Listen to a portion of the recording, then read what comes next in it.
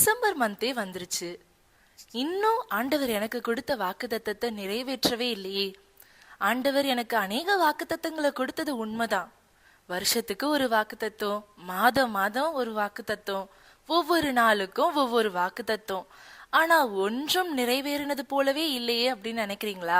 ஒருவேளை நீங்க உங்களுடைய வேலைக்காக காத்து கொண்டிருக்கலாம், ஒருவேளை திருமண காரியத்துக்காக காத்து கொண்டிருக்கலாம், கடன் பிரச்சனை தீரணும் அப்படின்னு காத்து கொண்டிருக்கலாம், இல்ல ஏதோ ஒரு காரியம், உங்களுடைய கெரியர் எப்படி இருக்கும், உங்களுடைய ஃபியூச்சரை குறித்ததான பயங்கள் உங்களுக்கு அநேகமாக இருக்கலாம்.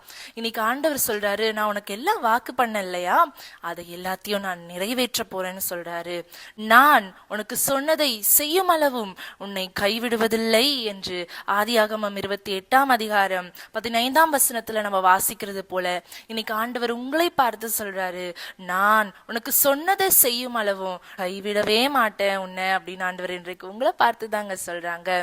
ஆண்டவர் உங்களுக்கு வாக்குத்தத்தத்தை கொடுத்ததற்கு ஒரு காலம் இருக்கு அப்படின்னா அதை நிறைவேற்றுவதற்கும் ஒரு காலம் இருக்கு.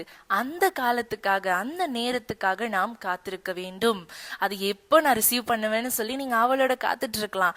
ஆண்டவர் சொல்றாரு, நான் அதை கூடிய சீக்கிரத்துல தாமதிப்பதில்லை, நான் அதை உடனே உன்கிட்ட கொண்டு வர போறேன்னு சொல்றாரு. ஆமீன்.